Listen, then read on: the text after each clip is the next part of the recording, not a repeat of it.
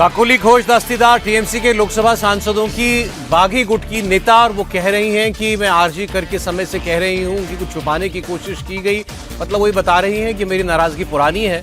और उन्होंने कहा कि 28 में से 20 सांसद हम एक साथ हैं, और जो लोग ये दावा कर रहे हैं बाकी और टीएमसी से कि 12-13 ही लोग हैं, तो उनको ये कैसे पता।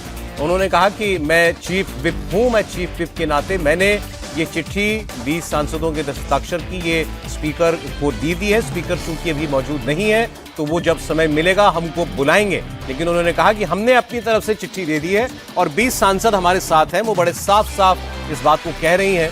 तो ये उन्होंने कंफर्म किया है कि 28 में से 20 सांसद टीएमसी के बागी हो गए हैं, वो ममता बनर्जी के साथ नहीं है। इनफैक्ट उन्होंने तो ये भी कहा कि बचे कितने हैं अब वहां पर, और अगर वो लोग भी चाहते हैं कि काम करें अपनी कॉन्स्टिट्यूएंसी के लोगों के लिए तो उनको भी सोचना पड़ेगा। वो सीधे आह्वान कर रही हैं और इस बात पर भी गौर करनी पड़ेगी कि वो विप हैं तो विप लागू सभी पर, सारे सांसदों के ऊपर होगी। ये भी अब देखना होगा स्पीकर इसमें आगे क्या निर्णय करते हैं।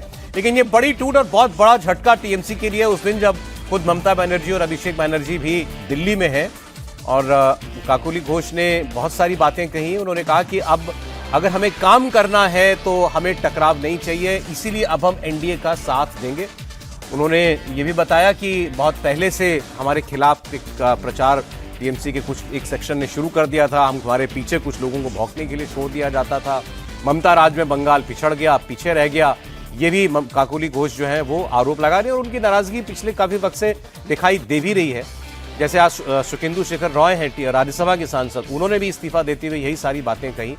अब राज्यसभा में भी क्या टूट होगी, राज्यसभा के 13 सांसद क्या करेंगे, एक ने तो इस्तीफा दे दिया। इस पर काकोली घोष ने कम से कम अभी कमेंट नहीं किया है।